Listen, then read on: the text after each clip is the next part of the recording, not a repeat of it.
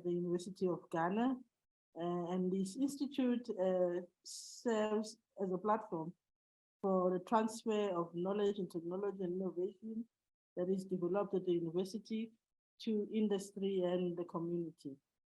He obtained his PhD in materials engineering from the University of Trento in Italy in 2010, and he is now currently a full professor of material science and engineering at the University of Ghana.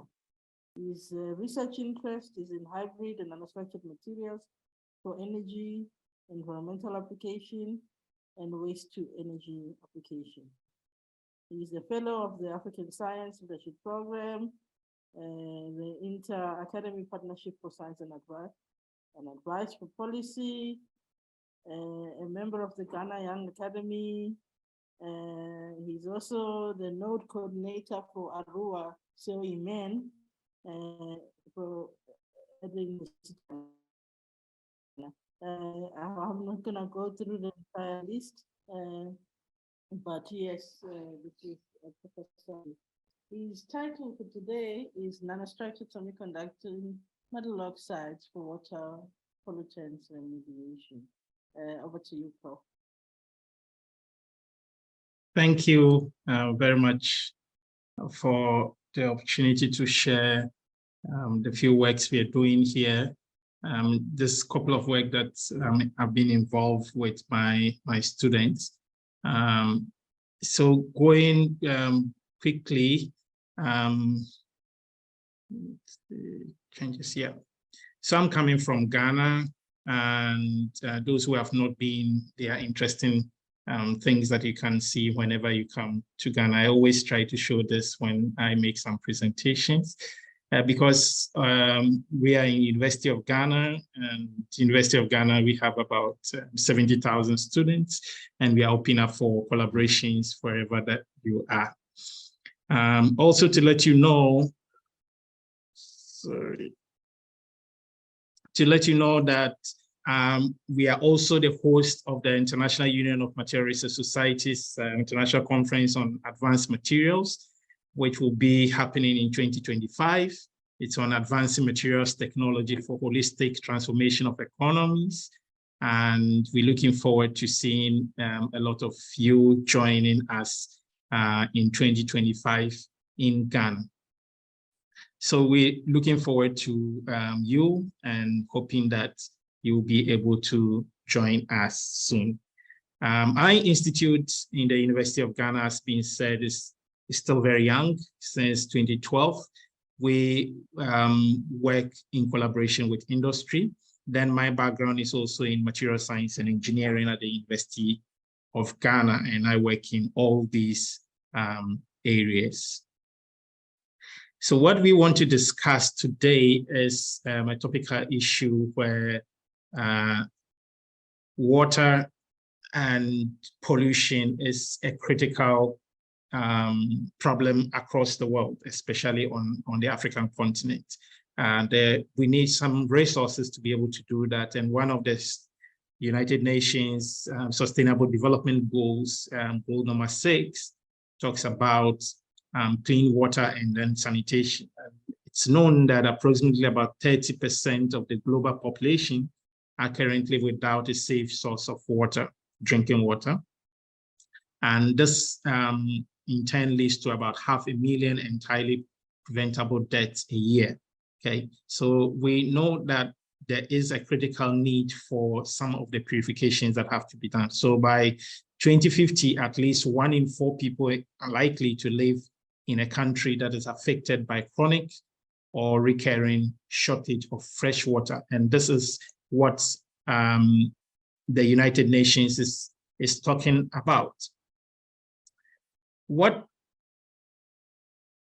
we look at is many water bodies get polluted, and how do we find solutions to this? So we find in many places across some parts, either due to drought, due to some other pollutions, due to things coming from industry. As we can see, all these tend to pollute our water bodies. Already, we are getting scarcity of water, and the few that is also left, we tend to have this. So we find out what are some of the solutions that we can give in addressing some of these issues.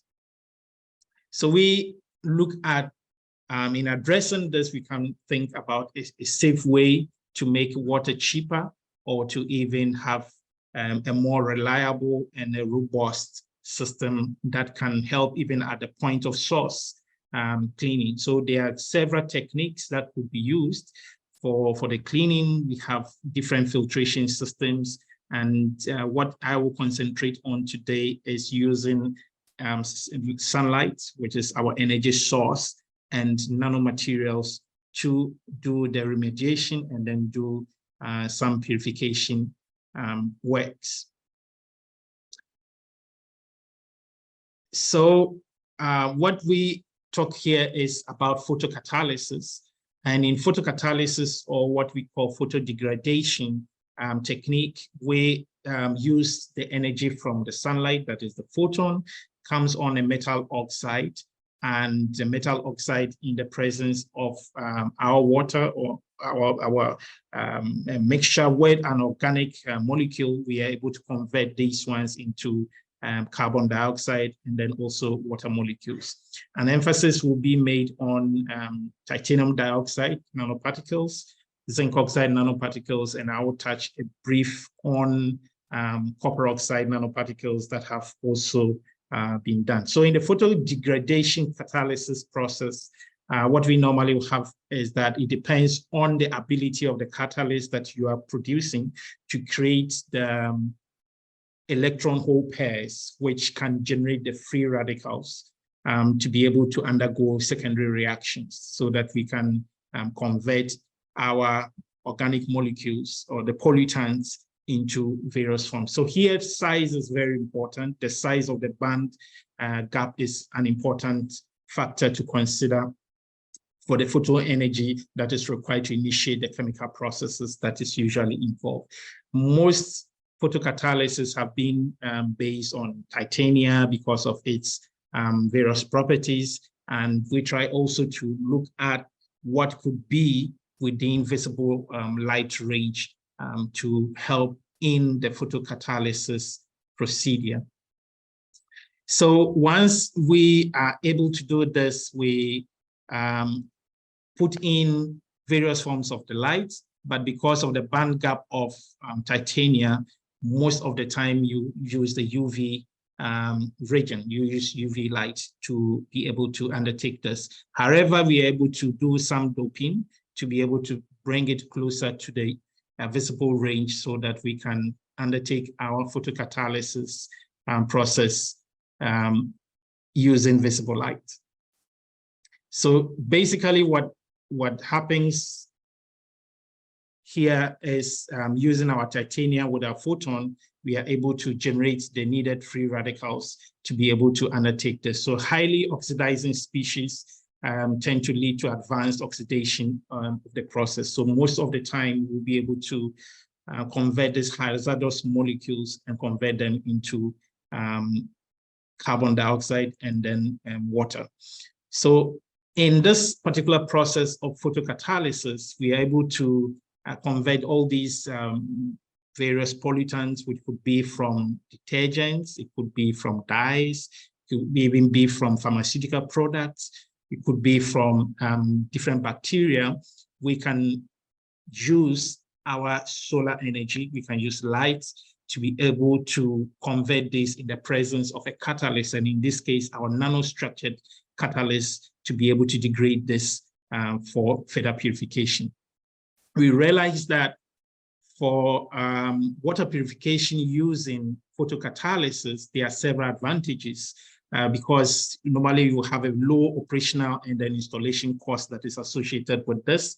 And usually you do not need so much professionalism to be able to man the operations. So you can also avoid the use of dangerous chemicals in the process. And then we can also work on small and even large scales, which we want to deploy possibly in certain remote areas where water situation is very scarce. Although in photocatalysis, there are some raised low side that we normally talk about in terms of the catalyst recovery from the water at the end of the process, but techniques are being done to be able to also clean up so that we don't still have the nanoparticles still within.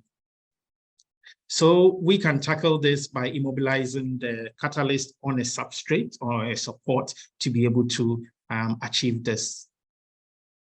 So what we try to do is to explore photocatalytic degradation of some organic dye pollutants using titanium dioxide nanoparticles.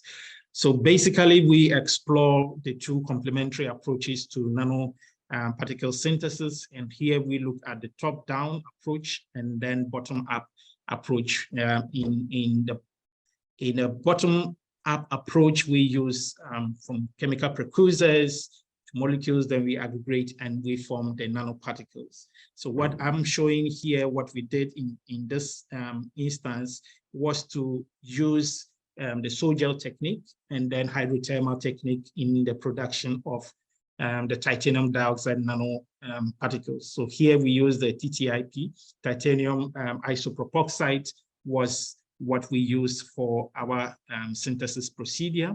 And it is showing the Sol-Gel procedure when we age them for about 18 hours. Then we go through the calcination process. We're able to produce the TiO2 nanoparticles, and we calcine them and we put them into the application.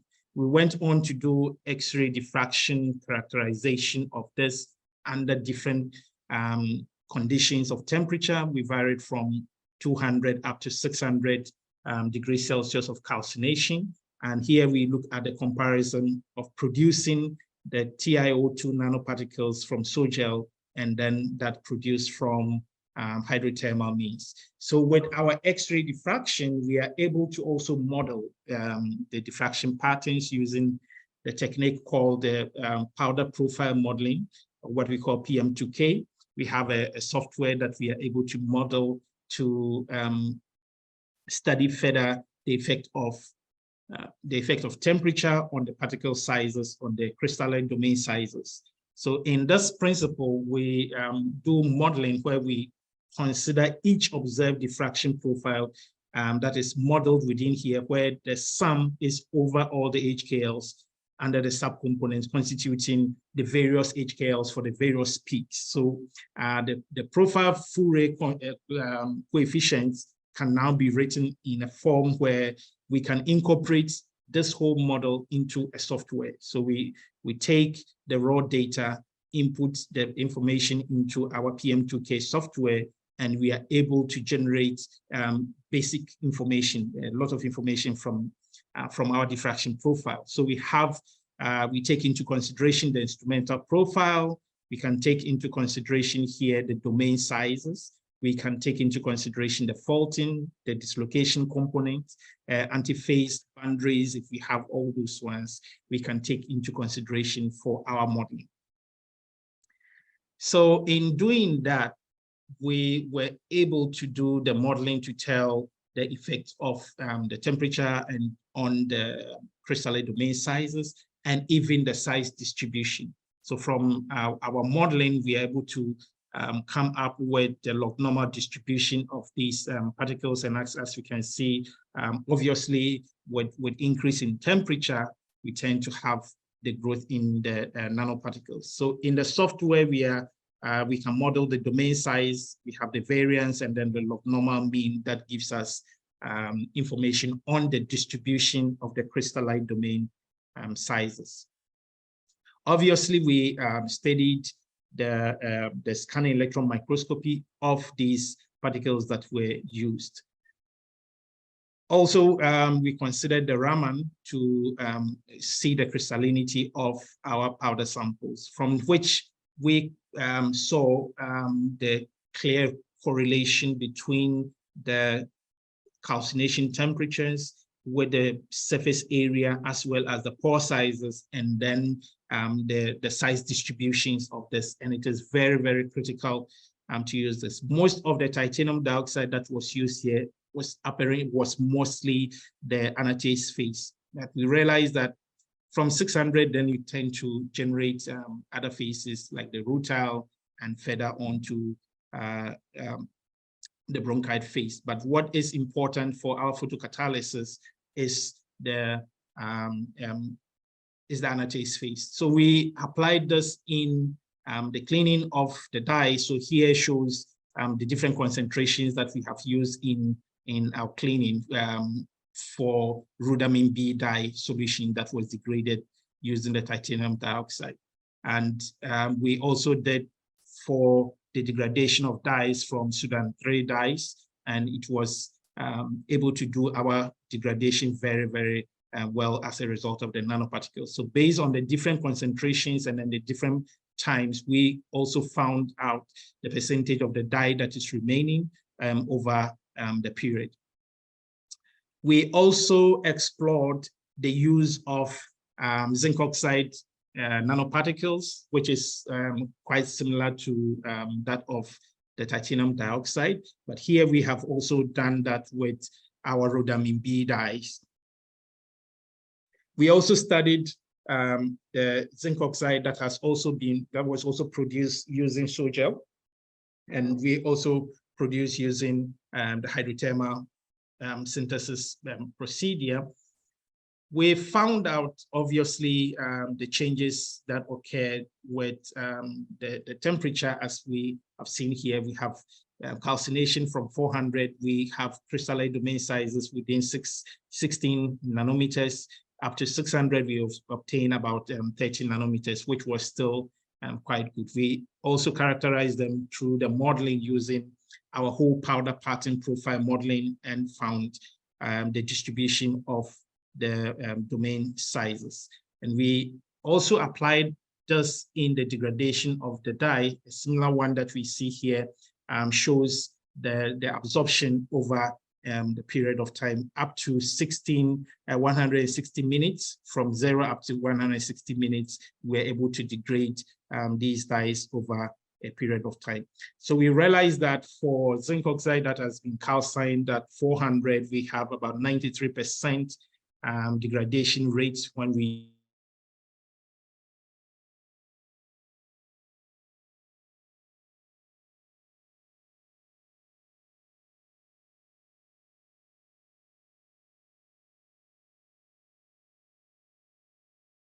than the various degradations with the rhodamine B dyes over the period of the time.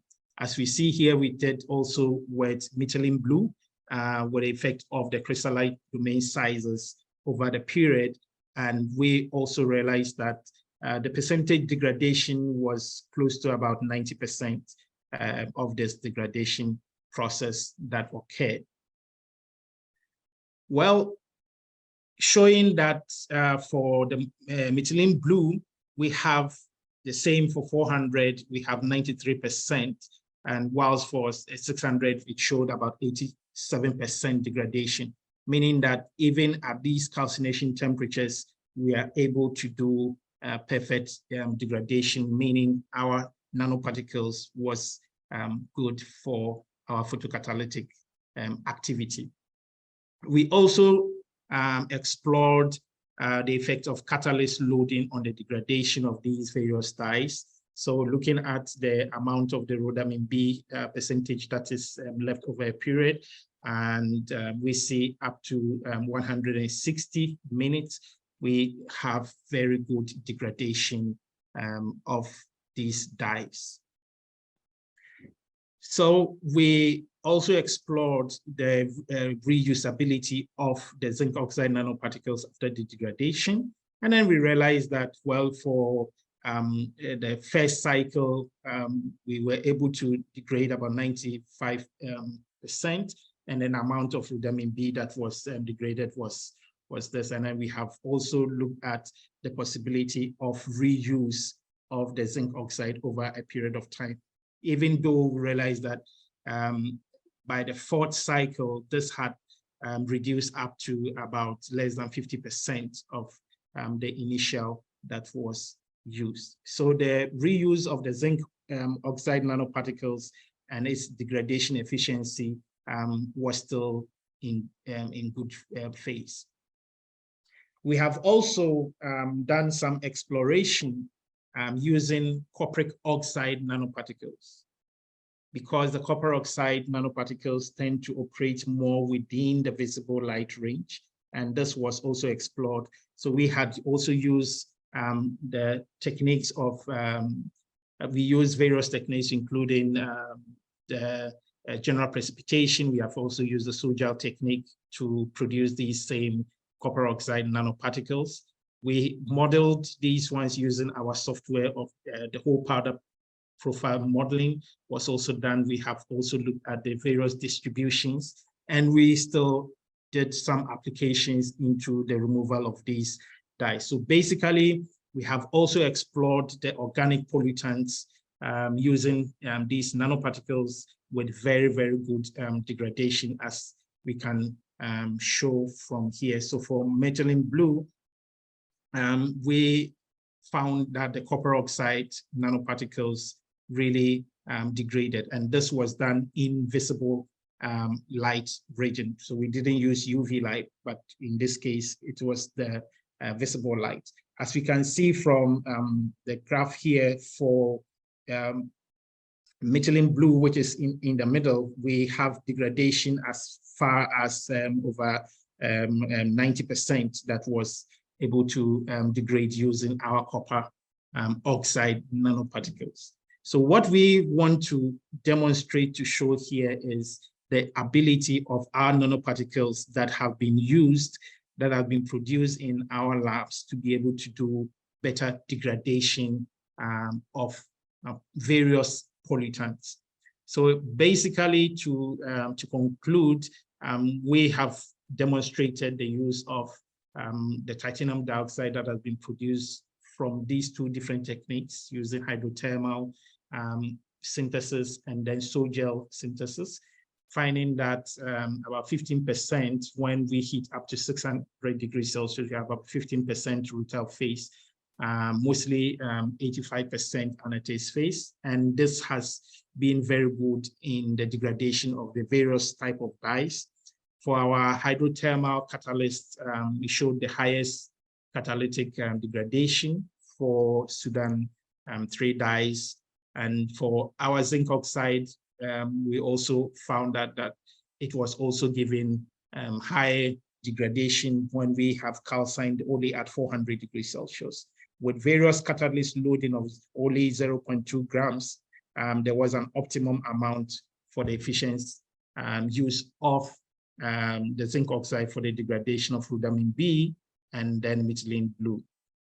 So what we conclude here is our carbon copper oxide nanoparticles could be reasonably used for our dye waste water treatment. And with this, I would like to thank you very much for your attention. Thank you very much. Thank you, Prof. Dodoo-Arhin. Can people hear me? I see on the chat line saying my voice is a bit low. Is it okay now?